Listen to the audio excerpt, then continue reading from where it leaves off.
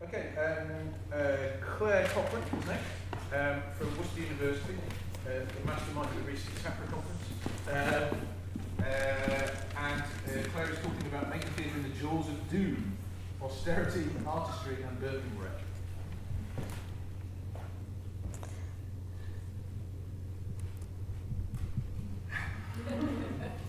Well, I'm glad you laughed.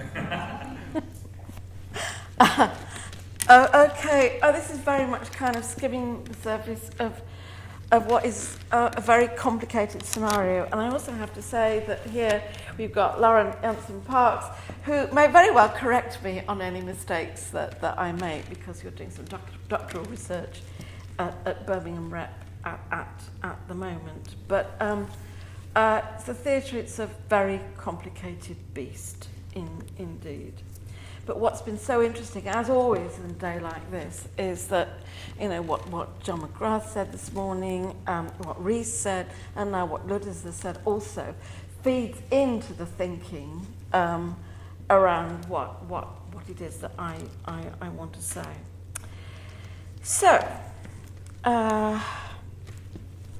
this is a picture of what the Birmingham Repertory Theatre currently looks like. Physically joined to the new Library of Birmingham, which at a cost of £189 million, opened in September 2013, the largest regional library in Europe.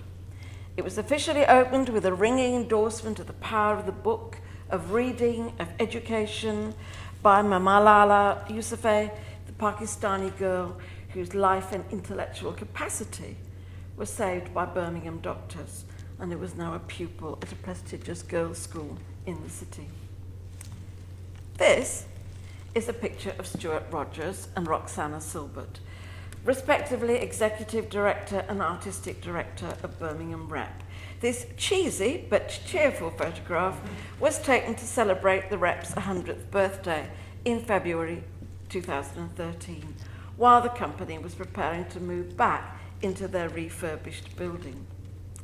Birmingham Rep was, and remains, the longest continuously trading, building-based producing theatre company in the UK, regional building-based producing company.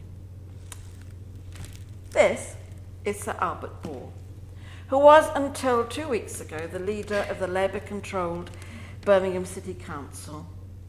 And this is an image of what he dubbed the jaws of doom. A graphic statistical emblem of the economic circumstances which the city found itself in January 2013, in the week Roxana Silbert arrived. The upper jaw representing the ever-rising burden of financial responsibility for myriad different aspects of the lives of the citizenry, and the lower jaw, the rapidly diminishing level of central government funding. Ball made clear that savings in the region of £615 million had to be made by 2016 to 17, 50% of the City Council's controlled budget.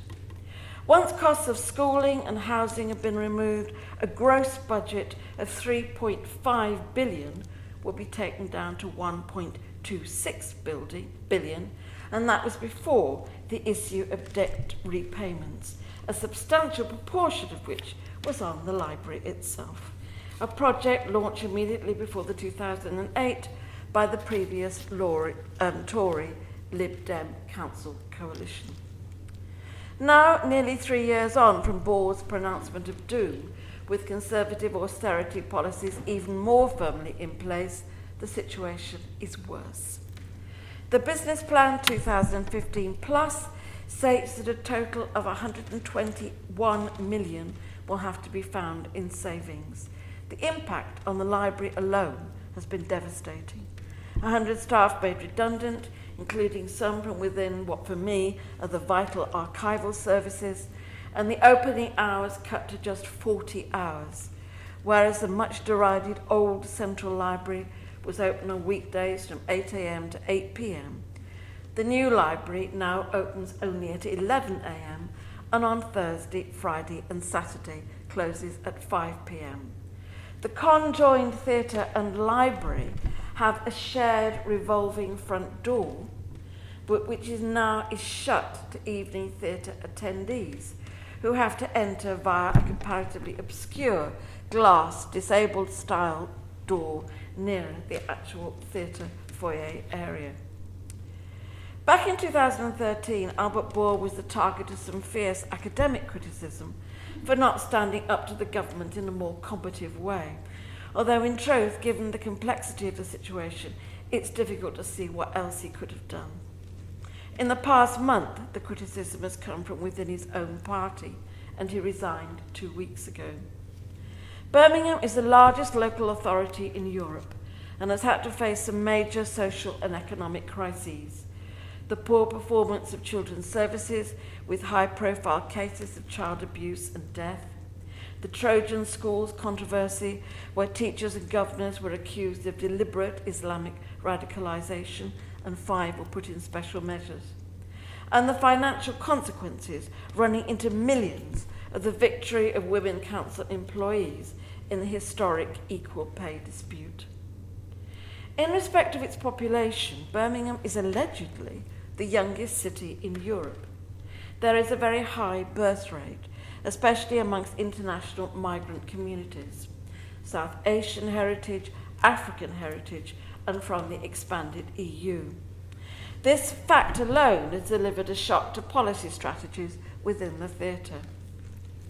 Steve Ball, the Rep's Associate Director, launched a scheme in 2004 to enable children born at 2 local inner-city hospitals to have a special relationship with the Rep over a period of 10 years. 240 children were signed up to enjoy free theatre, with those who maintained that relationship graduating in 2014. And as Steve was telling us at a conference both Lauren and I were at a couple of weeks ago, or just last week I think, when a new generation born in inner city hospitals was sought in February 2013, the take-up was drastically reduced to just 13 babies. The reason became clear when the head of district nurses provided the information that 52% of the new mothers couldn't speak English at all, and 48% have an average reading age of 7. The strategy adopted to salvage the Rep scheme was to distribute promotional material in Urdu, Polish and French, this last because of the growing Somali population, and the take-up did improve. But what the theatre now faces, along with the other key Birmingham venues, is a request from the City Council to model the possible consequences of either 25% cut or 100% cut in funding. All building-based theatres have complex histories, but Birmingham Rep, it seems to me, has had a particularly complicated relationship with the city and indeed with money. As I've written about extensively, what was called the repertory movement began to develop in regional cities in the early 20th century, largely because of and in response to the economic prosperity generated by industrial modernity. The capitalist accumulative drive of industrial progress was opposed by proponents of crusading artistic modernism in the interest of achieving a greater regional capacity for more autonomous, locally generated creativity, and ultimately of greater civic cultural prestige. These were to producing theatres in their own right, rather than simply the recipients of commercial metropolitan touring product, which was the norm at the beginning of the last century. Birmingham Rep survived largely because of the patronage of its founder, Sir Barry Jackson, who famously declared in 1924 that art has no possible relation to money. The spiritual cannot be estimated by the material.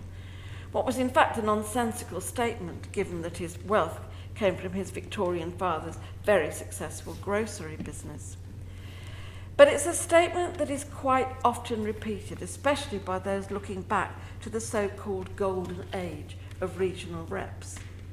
To be fair, however, at a deeper level, what Jackson was talking about was the nurturing life-enhancing value of art. And it was interesting to hear Rhys talking about art as sacred just an hour ago. Maybe Rhys and Jackson would have had something to say to each other. Which is, of course, the philosophy underpinning the concept of state and civic funding, which now so clearly appears to be under threat. Birmingham City Council awarded its first grant of £3,000 to the Rep in 1951, and in 1955 the Arts Council regarded its first grant of £500 to the theatre as a cause for celebration. The respective grants for 2014 to 15 were £730,000 from Birmingham City Council and £1,833,943,000 from ACE, and both represented a cut from the previous year, and there are more cuts to come. Where historically the relationship with the city has been both a blessing and a curse has been the linkage to high-profile and very expensive prestige projects like the library. The opening in 1991 of the International Convention Centre, which houses Birmingham Symphony Hall, arguably the best concert hall in the country, literally feet away from the theatre, and fronting the newly created Centenary Square, has made the Rep visibly central to the city's overall cultural project. But the immediate consequences for the theatre was a crippling debt burden from loans made for associated extension and refurbishment costs. The two most prominent victims of these were the two artistic directors, John Adams from 1987 until 1992, who'd come as one of the founders of Payne's Plough Theatre Company and had just come from a successful tenure at the Bolton Octagon, and Bill Alexander, the distinguished former RSC director, who led artistic policy from 1993 until his unhappy resignation in late 2000. Both men worked to enhance the producing dynamism of the theatre, conceptually, politically, scenographically. Both addressed the need for even more diversity of cultural offer.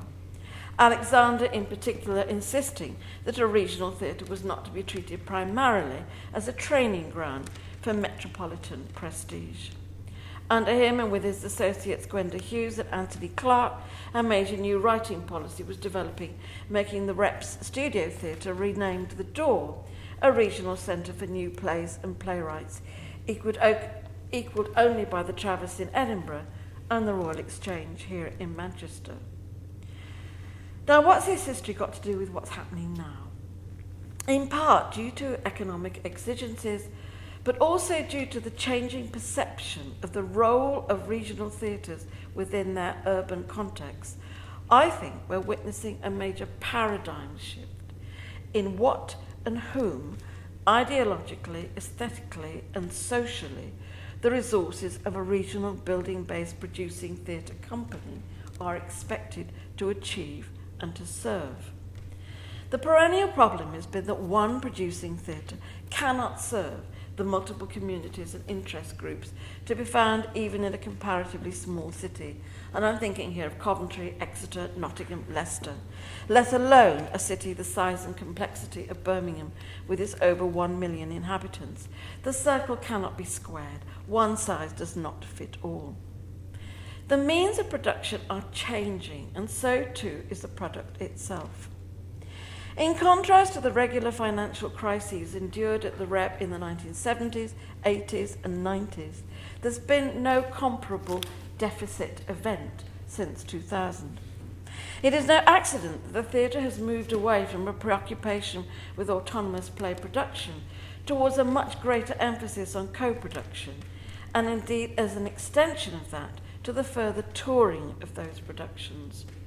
Regional producing theatres have been compelled to work together in that respect, sharing the risks, pooling resources, especially of technical and set manufacturing expertise. What is gained is the further life of a product and the associated collective effort. What is lost is that quality of artistic distinctiveness which in the past, however unrealistically, a theatre directorate might have aspired to. Also, of course, if there's been an attempt at specific local orientation and appeal, that might not export so successfully. I'm thinking here of Birmingham-born playwright Robin French's 2013 transposition of Hedda Gabler to a Birmingham setting, Roxana Silbert's production of Molière's Tartuffe, again set in Birmingham, complete with jokes taken from the ancient rivalries between Brummies and Black Country yam-yams, which my students loved. Just now, Silbert has taken her world premiere production of Tanika Gupta's adaptation of Meera Syal's semi-autobiographical Anita and Me, set in a Staffordshire former mining village, and that's the set, in the 1970s, to the Rep's partner Theatre Royal in Stratford East. Black country voices laid over the experience of first and second generation Indian heritage migrants, designed to evoke nostalgia and popular recognition with brown and white actors. Here it's Mandeep Dillon playing Meena, and a well-known local actress and artistic director of women in theatre, Janice Connolly, playing the lovable Mrs. Worrell, as well as community supernumeraries and their audiences. While still, as Silbert herself admitted, rather dramaturgically uneven after a run of less than 3 weeks in Birmingham, the production didn't deserve the sneering critique delivered by Quentin Letts in the Daily Mail of a, and I quote, mushy sense of multiculturalism. Without doubt, however, there has been an attempt to programme multiple appeal, with 3 auditoria, the main house, which seats over 900, the much smaller door, which retains its focus on new work, albeit most of it toured in for very short runs, and the studio, the 300-seater flexible space shared with the library. The turnover of work has been mind-boggling. In the 2013-14 financial year, the first full financial year since the theatre reopened, there were 25 productions in the big auditorium and 56 presented in the door and the studio. As a pragmatic, if exhausting strategy delivered by a reduced permanent staff, it appears to be working for now, at any rate. The annual report claims record total attendance and box office income. The other much more full-on money-making activity is down to the events team. And by that, I mean weddings, corporate training workshops and conferences, and the wholly owned trading company Birmingham Rep Enterprises Limited, both of which appear for the first time in the long, fraught history since the 1980s of attempts to merge not-for-profit with commercial objectives to be generating reasonably substantial income. Whether this would be sufficient to replace 100% City Council funding cut is another matter. What I've been describing thus far is the process by which the time-honoured assumed binary opposition between theatre as commodity and theatre as an instrument of not-for-profit cultural improvement is breaking down with increasing rapidity. And it's happening at a time when, despite the government's rhetoric of regional advocacy, the huge disparity between resources available in London and urban centres outside the capital seems to be getting greater.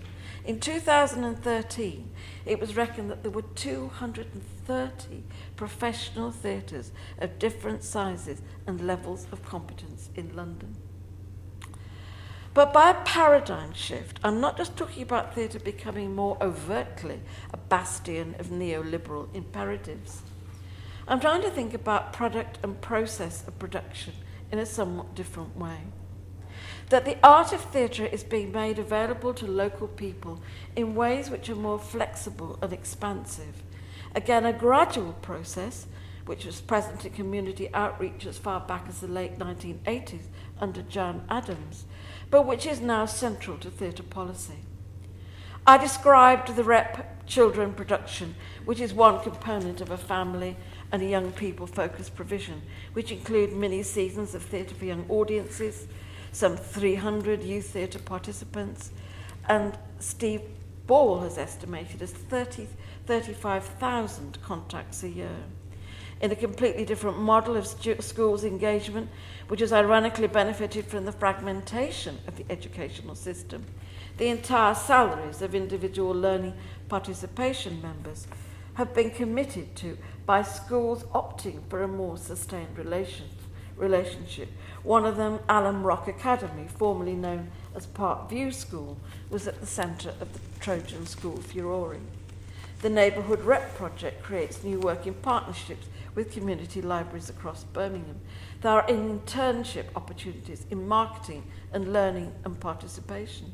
From a more purely artistic perspective, the Rep Foundry Development Scheme, funded in part by the Lever Hume Trust, gives 18 emerging theatre makers, producers and directors an opportunity to hone their craft and create new work under the guidance of theatre professionals. The new work showcased in the door includes giving space to new, young, solo performances. Much of this is funded through a growing list of charities and trusts. Revenue sources from outside the primary funders. And a couple of weeks ago, I talked to an exhausted-looking Roxana Silbert in the midst of absorbing the reviews of An Anita and Me, and continued to work on the production prior to its journey to Stratford East. But what struck me was her emphasis on flexibility, of bringing to the table other kinds of skills, other kind of approaches to what the role of a producing theatre would be, and what she, as an artistic director, in the old style model, coming from the Royal Court, to the Travers in Edinburgh, to the RSC, and now into Birmingham, is having to rethink the purpose of what the theatre means and what her purpose actually is as they manoeuvre their way through the jaws of doom. Thank you.